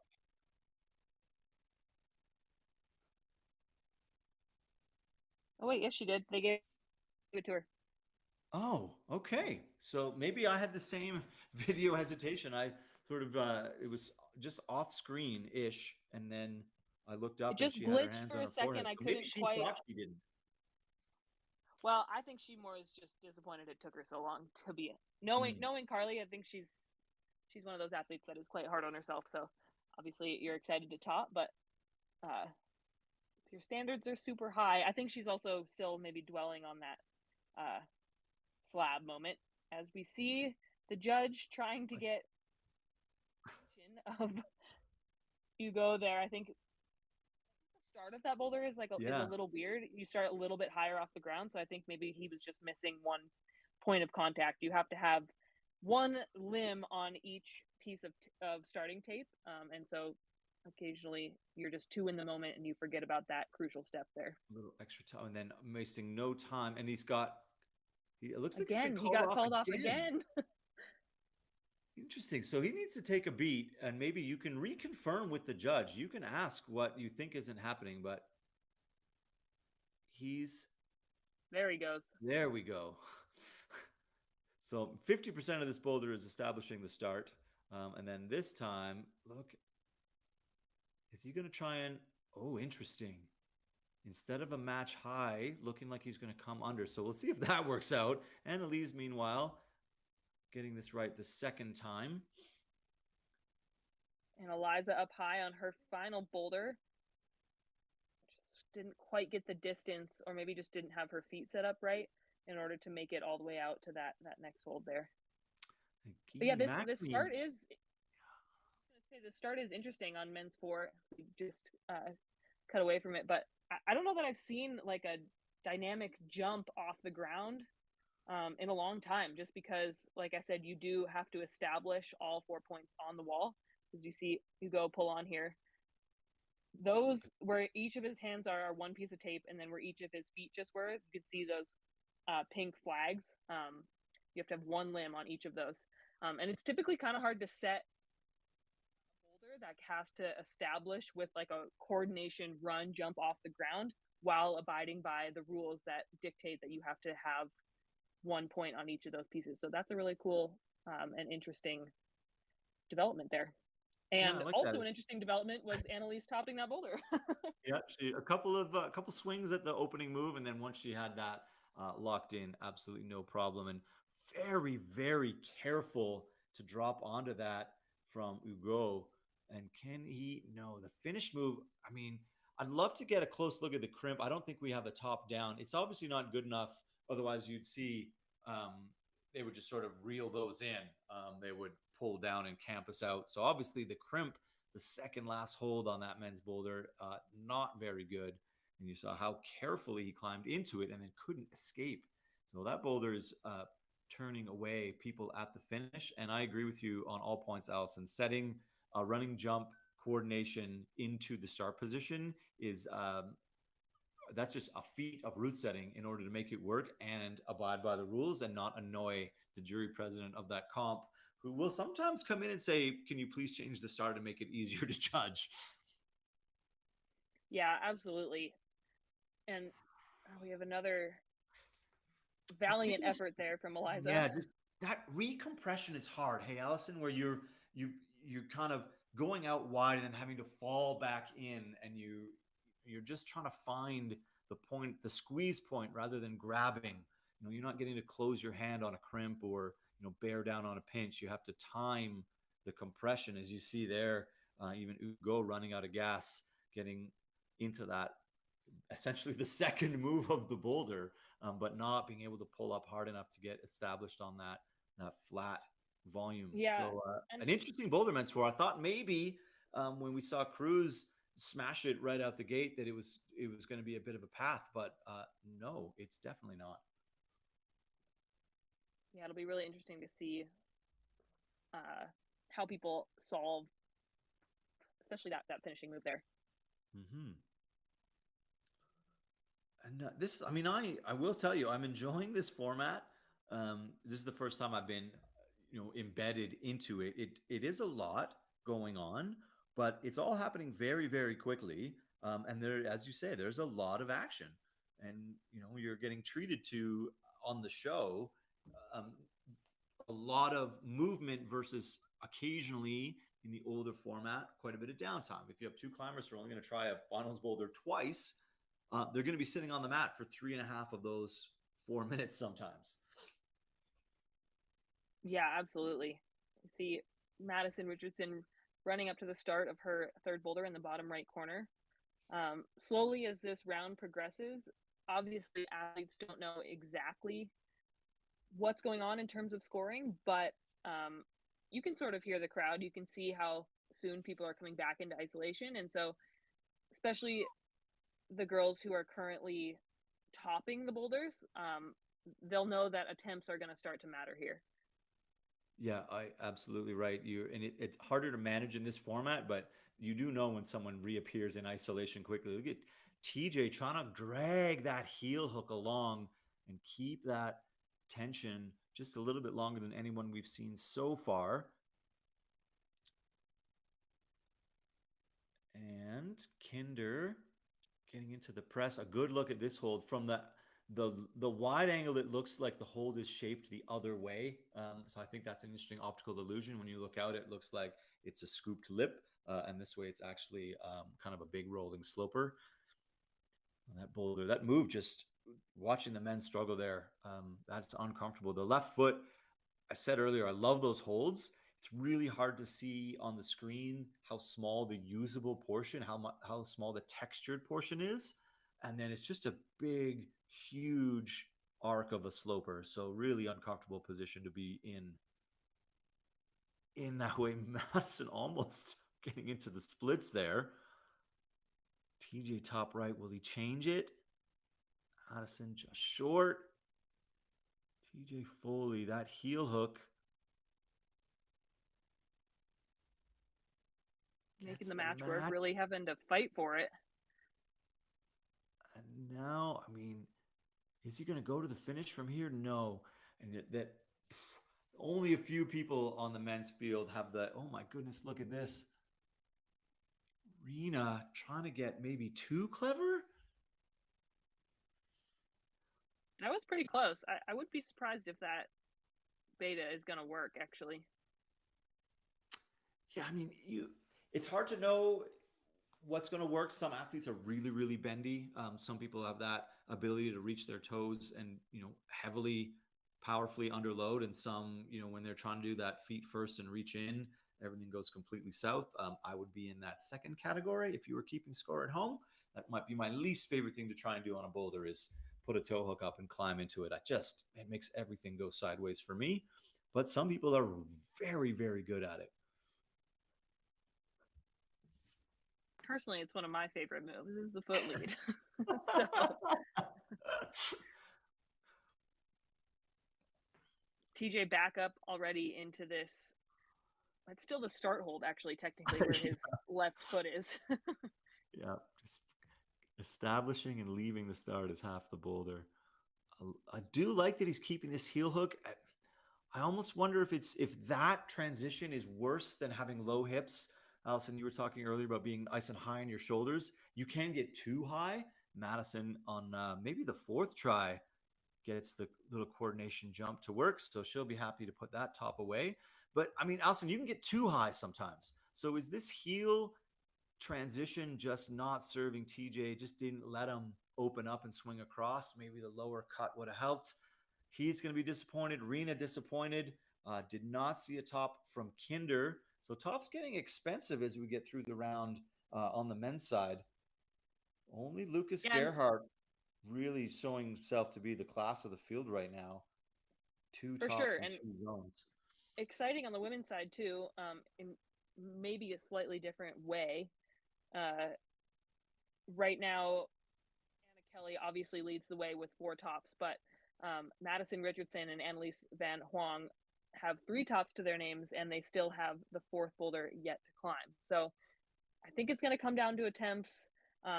If not minimally, it is going to come down to this 4th boulder to determine who will be crowned the winner here this weekend. Yeah, and then we get to refocus. So as the round progresses, similar to a semifinal, where as you get into the back half of the field, there's only a couple people climbing. Now we're back down to our last 4 climbers on the men's and women's side with 1 boulder to go. So I'm really enjoying the way that this is, how it's progressed across the round. You get to see Zach Richardson and see where his training is at when it comes down to the last boulder of the round. Where's your mind at? Much better look at how bad the right hand is, but he is gonna try and go Wow. to the finish. Interesting. So he's ignoring that undercling altogether. Good. Not gonna lie. Yeah, I liked it. That looked like it could have some potential. at least. Yeah, and now we get to see, and this is a really good look too, at the angle of the handholds from, yeah, the foot is good. The volume has kicked you out into a more vertical terrain, but those slopers, they are almost pure compression. I bet making good work. Can she get that toe purchase? Yes. A little She's so crimp in powerful. the flight. I think if she can figure out how to do this more similarly to how we saw Anna Kelly, a little bit more exactly like this, a little bit more perchy, a little bit more in the feet rather than going full dynamic like we've seen some other girls try. But that was a really promising first attempt from Babette. I think she was doing some really good learning on the fly there, so hopefully she can rest and get back up there and make it happen. Yeah, I like the way she dropped down and reset on that crimp instead of trying to match it. That's veteran savvy behavior in there as well. Zach powerfully in here. I'm Getting the excited to see if I was just gonna say if he's gonna stick with that idea. Wow, that was notes. interesting. Trying to get the So that foot was over really, and come under at the same time. yeah, that was completely different beta that we saw Ugo try. So maybe they've been climbing together, right? Maybe they trust each other a little bit more when they were specking out this boulder during the preview. So that crimp and the coordination of the stab undercling, they talked about that perhaps. So now, and I love this. This is what we were talking about earlier: is that it's hard to sit on the mat and recover, but I think Babette did everything right and just needs to have a little more squeeze. And Zach has a decision to make, Allison. He had one attempt where he had the top hold and just barely dropped it. And he didn't miss that second beta attempt, that under. He didn't miss that by a lot. So he's going to be running through sort of a risk reward matrix now while the clock winds down. Yeah, absolutely. And I actually think both of these final boulders for both the men and the women are a little bit intuitive. Like you can only plan so much, as you said, from talking about beta with other athletes, from previewing. You sort of just have to go with a little bit of intuition, figure it out on the fly. Clearly, what the men thought was going to happen at the top of this boulder here doesn't feel great for some reason. But as you can just see Zach pulling it out of the bag there, I think that was quite intuitive work from him. Unfortunately, the last move is still really hard. So, Yeah, exactly. uh, Even when you get everything right and your intuition does kick in, you see that he got all the pieces of the puzzle. And wow, the final hold is terrible. Babette had a drop here, and maybe now the fatigue. I mean, absolutely, the fatigue is setting in when you get so high on the boulder on your first try, and then the diminishing returns kick in. It can feel frustrating, but it's still. I mean, I think that's great climbing from Babette. I know that Babette wants to top every boulder. I think as long as I've known her, she's wanted to top every boulder in every competition. So that's the way she approaches the comp: is this boulder's mine, this boulder's mine, this boulder's mine. Um, and I mean, excellent climbing. It's going to leave her out of a podium position, I believe, with the way the scoring sits now. But good climbing and just out of gas. yeah, definitely. I And think next up, we have Carly Alba and is Elijah that Finn. Elijah? Yeah, It is. Yeah. taking the And time, quick. brushing their boulders. Mm-hmm. And brushing boulders, Allison, also gives you, if you're not sure, it can give you um, a little tactile feedback into how much surface area you might be trying to grab, how much downward force or sideways force you might be able to apply. You can kind of use the brush to test the hold that you're not sure about. Yeah, absolutely. And in order to push himself ahead of Lucas Gearhart here, Elijah does need to get this zone in one attempt. Which is, as he's still trying to do, still trying to establish the start of the boulder, not getting the same amount of coordination swing that the other men were getting through there. As you see, Carly just not quite getting the timing right on the swap compression. That looks I like a think fun move, but sometimes, I wouldn't want to do it in 4 minutes. well, yeah, and sometimes you want that to be the move. As you saw her commit to that coordination beta there, you want it to be a coordination move. You want it to be a flip like that. And in the end, beta that we've seen be successful from Anna Kelly was a little bit more controlled and a little bit more static. Um, Hmm. so we'll see if she makes that correction here. Uh, and actually, because of countback, if Elijah gets this zone, which I think he should have purchase on it now, I think it will move him into provisional first place above Lucas Gearhart. But um, in order to make it a for sure win, he is going to need the top to make sure that he can't be caught. Yeah, and it's just to drive the point home is that yes, you want to win a competition, but in this moment he doesn't know that, and he even if he does, I've never seen anybody walk away from a comp they've already won not trying to top the last boulder. The goal is always come out swinging, go out swinging. If you can top the boulder, top the boulder. So, in his mind, there's only one goal, which is I want to top this.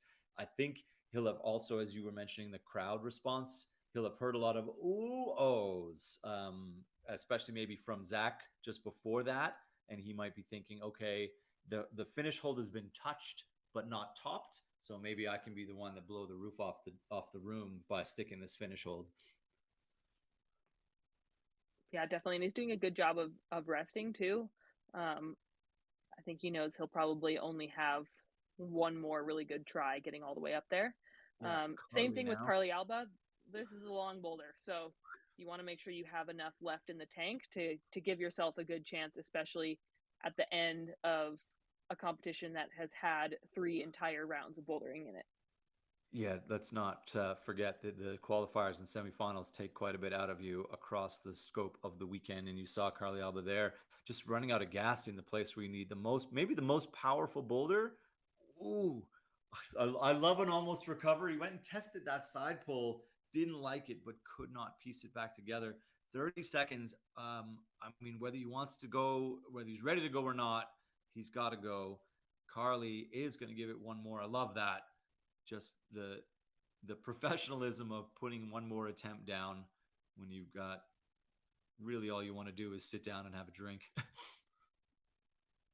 Yeah, absolutely. But these athletes' last boulders of the weekend, so you've got nothing left to save energy for, nothing left to lose. So, I mean, it makes sense that both those athletes pulled on to try to give it a last ditch effort, but Mm-hmm. just looked like the fatigue had set in and they didn't have enough left in the tank there. Yeah, just swinging around and not quite getting enough out. And root setters will play with the where the boulders are on the wall, what kind of boulders you get, at which point. Sometimes you get a powerful boulder right out the gate, that might make you tired for the rest of the round. Sometimes you get boulders that are maybe not so physically taxing, and then you save the really powerful boulder at the end, only to realize that the previous boulders were more taxing than you thought. So it looks like the setters have decided sort of the showcase of the game today is going to be the steepest part of the wall in the middle of the gym on the burliest boulders. And I'm here for it. I love a good finish like this because I do believe that out of Guy, Kinder, Annalise, and Madison, we're going to get a top on each of these boulders. Yeah, I hope so too. And um, on the women's side, if we do get tops from Annalise and Madison, as I said before, it will come down to attempts. Um, Madison and Annalise right now are separated by just a single attempt, so a 0.1 score value. Um, so they are really going to want to make these tries count, especially because the boulder is so many moves in total. Just the fatigue level alone. Uh, but also, when a round is tight like this, you sort of know that it is going to come down to attempts. As we see Guy E. being called off here for once again, I think this start position is just you can get a little bit ahead of yourself and forget the Oh, crucial step. Annalise makes the swap and powerfully to the finish. No mistakes, Allison. She made that look fundamentally different than everyone else before her. That's such good climbing from Annalise to Super flash good that. climbing. My goodness. Yeah, and that is really, really going to put the pressure on Madison coming out next. She will probably know that was a flash. She'll probably have heard the crowd. Um, and I think she probably won't know, obviously, the actual numbers that are in play. But when you hear your fellow athletes topping, she'll know that it's going to be a close one and that she's really got to bring her A game. So I'm excited for that next rotation. But for now, we'll stick with Guy. Hopefully, he has figured out what he was missing with establishing the start here. Um, there he goes. And he's a little bit sassy to hold A the little bit position sassy. longer than he needed to. I'm here for that as well, Guy. I like it. Guy can take top place here with the top, Allison. So he's got everything to play for at this point. Absolutely. And in that position, you sort of see why Zach tried to go straight to the finish from here. You've got that heel super locked in. Seems like a logical thing to try. And this foot cut and kick out to the right just seems so difficult and also just in the wrong direction of the finish hold. So it's been pretty interesting to see the different solutions that these athletes are coming up with. Yeah, and 100%. You watch them go through like 3 progressions in a very short amount of time. Like maybe I can heal it, maybe I can match. And you would think for these climbers that a foot float, like a cut float on that angle, is bread and butter. But that the hand must be so terrible. So he's evaluating now with a minute to go what needs to happen. He's got himself a podium spot, but third to first is a, a big enough jump where you're not really satisfied with third. So I absolutely would love to see Guy put this down. What is he going to decide? And personally, I just would love to see a top Oh, here. oh yeah. It's just selfishly, about across all else, I would like to see the Boulder get topped. I love that he did go to the heel. That looked close, Allison. He paused on that, and I feel like that's going to give him the most confidence of any move he's tried to finish the boulder, and he's going to go back to the heel hook, just rushing, and then Yeah, 20 last seconds. these last minute efforts, it's so hard to find the balance between speed and trying to actually get to the top in time and not rushing it so much that you actually, can't do the move. So let's see what he got here. He's making that matching on the blocker, trying to inch his way up as close to the finish as he possibly can before going for it, but not able to make that work. No, that was I love when just making use of everything that's been screwed to the wall, whether it was meant to be grabbed or not. That's absolute max effort from Guy McNamee. So while he'll be disappointed not to have topped the boulder, the zone was enough to get him into third place. Oh, no, my scoring has just reset. So it looks like for some reason they took the zone away. That's definitely not going to be how that ends up. Yeah, sorry, refreshed again. Guy McNamee in third place, and Kinder and Madison now are going to be our final 2 climbers of the night. As you said, she might not know the number of tries, but we know that if Madison has to flash this boulder in order to stay ahead of Annalise, this is exciting.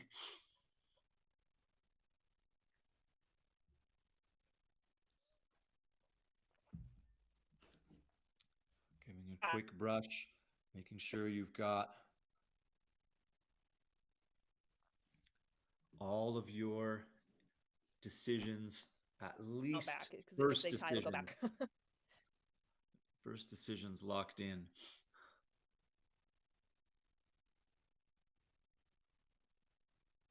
Swinging around, everybody's swinging around.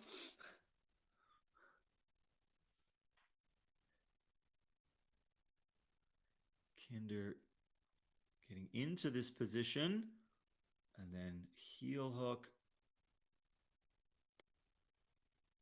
Meanwhile, Madison sort of making this careful progression.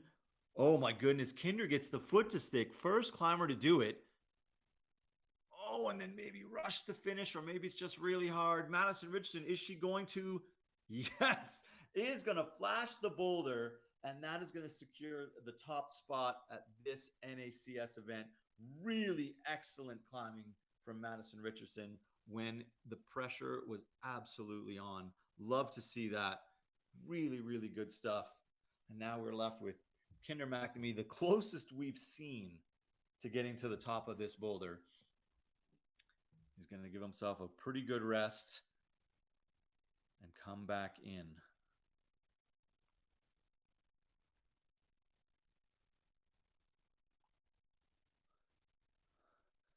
All All right, just letting the clock wind down.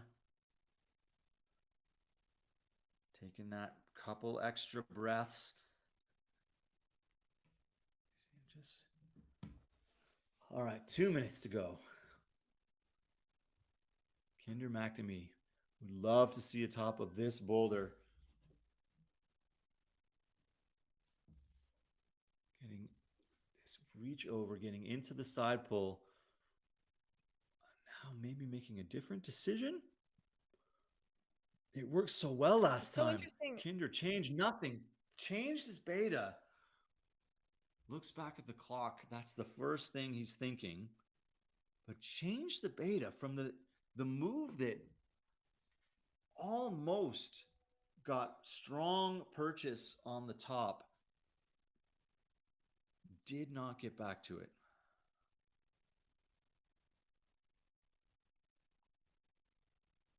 So interesting. Something about this. Just trying to reconnect here.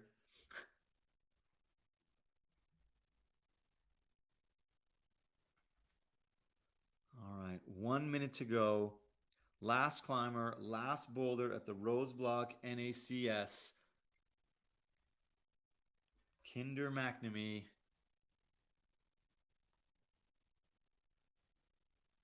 Gets the cross, compression. This is what worked the first time.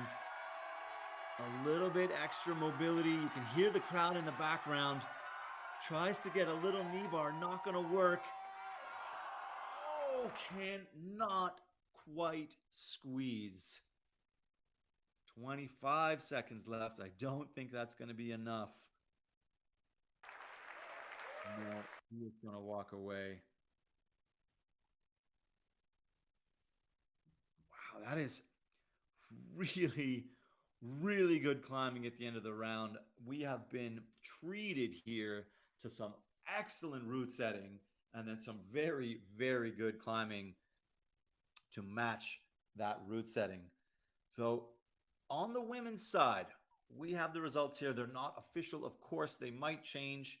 Madison Richardson is going to stay just ahead of Annelies Van Hoon with 99.3 ahead of Annelies's 99.2.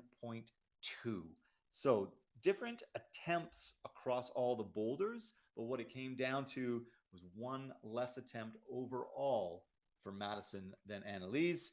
And then Anna Kelly, just a couple more attempts along the way, 98.6. That's going to put her in third place. Rounding out the 8, Carly Alba, Babette Roy, Rena Gao, Eliza Graybill, and Kaya Taylor Ainsley, all in the 54s. On the men's side, Allison, I can see you, but I see that you're frozen. So if you pop up, just just wave. On the men's side, Elijah Finn, he's going to take the win, 2 tops and 2 zones, and that's a 69.7 ahead of Lucas Gerhardt, who is also 2 tops and 2 zones and a 69.7. So that's going to go count back. They go and look at the scores in the semifinals. Whoever was ahead in the previous round, that's who gets ahead in a tie. You don't love to see a tie in the final, but at least you know that they were climbing neck and neck. Guy McNamee, 59.6, is going to be rounding out the podium for you. And then for the rest of the men's field, Ugo Deval in 4th, TJ Foley in 5th, Cruz Padilla, Kinder McNamee, Zach Richardson are going to be 6, 7, and 8. Taking that field down to a couple of rounds with no tops, which is just going to tell you exactly how hard these boulders are when you get Kinder McNamee, Cruz Padilla, and Zach Richardson in a finals round without a top to their name. So difficult boulders, really good climbing on both sides of the field. I know we might have had some problems with the audio in the stream. It's hard to get out from a climbing gym without dedicated hardline internet. I know that Beta Breakers does everything they can to make the stream as smooth as possible. We're experimenting with mobile commentary.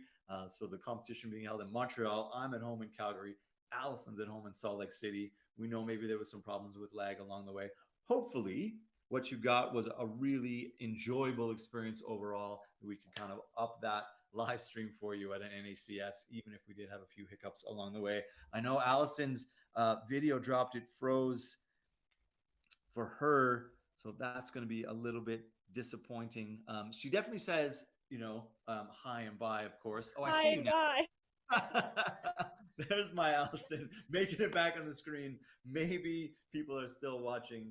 Allison, thanks so much for your super valuable insight, your climbing knowledge, your competition knowledge, your movement knowledge. A huge benefit to any stream I've ever been on with you. So I love hanging out with you online at any point. So appreciate you coming in last minute and hanging out with us. Ditto. Yeah, ditto. It was really fun. It's cool to be able to be a part of it even from afar.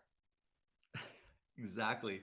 Any final words? Anything you're going to take away? Maybe let the people think about as they leave the stream or maybe come back and watch it. I was just saying maybe I think while the stream was down for you, super hard boulders. Anytime you see a McNamee and a Richardson get no tops in a final, they were stout. And on the women's side, it came down to just attempts for all three podium spots. So completely different types of finals. But curious to think what your trailing thoughts are from this NACS. Yeah, I've just been really excited to see this new format play out more and more, having more events, especially the having multiple climbers on the wall at the same time and the way that changes the way a final runs. So yeah, my biggest takeaway is that I really like it. I like the cadence of finals. I like that it's entertaining, and I like that there's always some sort of action on the wall. So I think it was a super great final. I think the boulders were really awesome and super exciting. Obviously, a little bit of a different level of round from the women to the men, but regardless, I think yeah, both rounds of boulders were incredible, and yeah, I do like this new 8-person final format for sure. Yeah, me too. It was a bit to manage in the middle, but super exciting overall. I thought the route setting was excellent. I know that Montreal is home to some of the best route setting in Canada right now.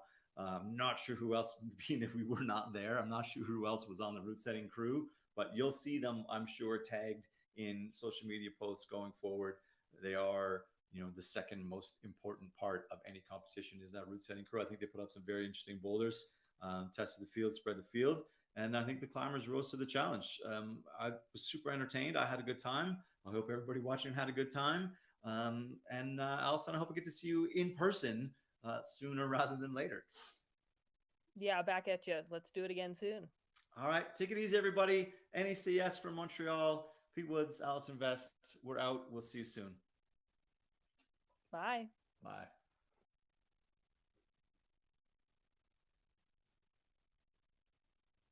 Maybe.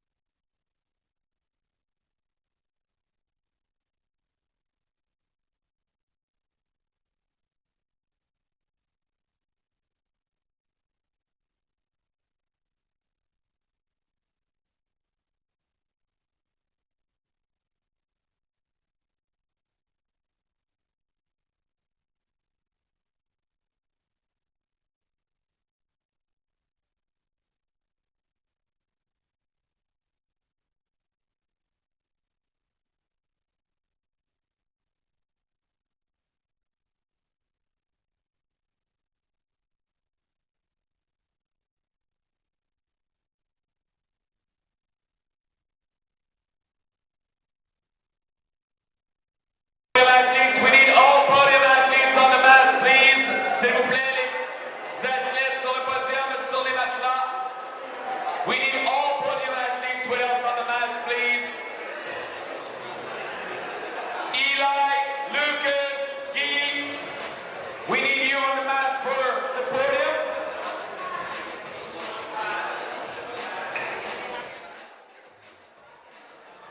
And Anna, Annelise, and Madison on the pads, please, on the mattress. Voilà. C'est pour le protocole.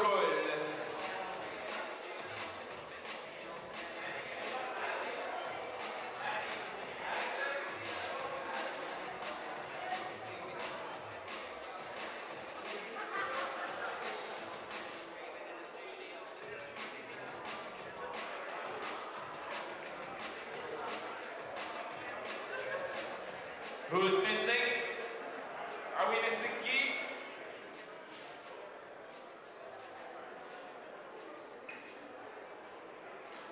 Right there, Guy. Good job.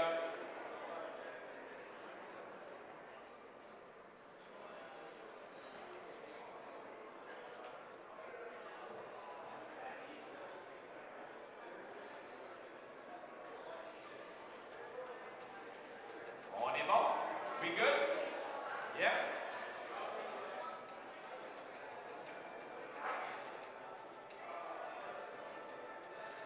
Voilà.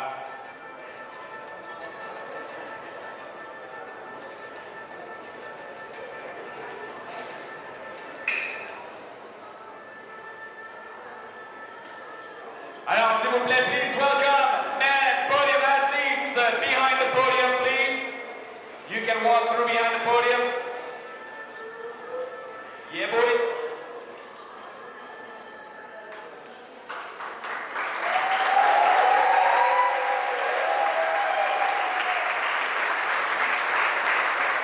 Après ce week-end de bataille en troisième place, please welcome Guy McNamee.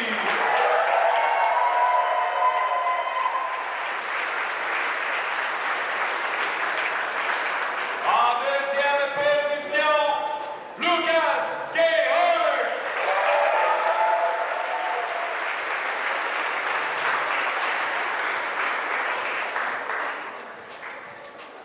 Et notre champion des North American Cup Series au Bloc 2025, Eli.